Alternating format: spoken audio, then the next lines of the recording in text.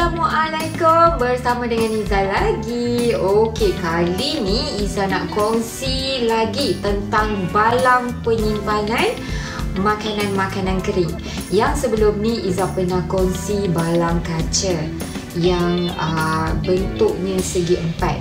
Dan Iza juga ada kongsikan balang yang materialnya plastik berbentuk segi empat juga, yang ada pelbagai saiz. Okey, so kali ni Iza nak kongsi lagi satu balang kaca yang penutupnya kayu tapi berbentuk bulat. So Iza nak kongsi dan tunjukkan dekat sini. So tada! Cantik sangat dia punya material kayu ni, nampak sangat mewah tau. Okey, nampak memang kayu yang sangat berkualiti.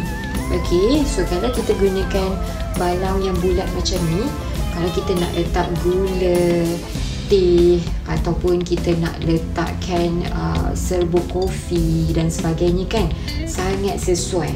Jadi ini salah satu design yang Iza pilih kali ni yang bulat. Okey, so Iza ambil beberapa pieces lah untuk kita kumpulankan dia dalam kategori balang kaca yang bulat. Okey, selain tu kalau kita tak nak simpan gula ke kopi dan sebagainya kan, kita boleh juga gunakan ni sebagai balang kuih raya. Okey, so balang kuih raya pun sangat cantik kalau kita gunakan sebab dia transparent kan, jadi kita boleh nampak design-design kuih raya tu dengan color-colornya nanti kan. Yang penting dia punya penutup ni sangat kedap. Okey, so kalau kita tengok dekat bahagian dalam ni, dia punya ada macam lock tu kan, lock bahagian plastik tu.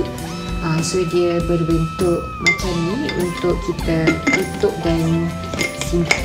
Okey, so jangan risau, dia kedap udara, sesuai untuk jadikan balang kuih raya, sesuai juga untuk kita simpan kita punya barang-barang kering dekat rumah. Jadi kalau you all suka design yang berbentuk bulat, tak suka design yang berbentuk segi empat, ini adalah salah satu pilihan yang bagi Iza memang berkualiti dan kayu dia sangat cantik, nampak elegan kan, nampak kayu yang mahal.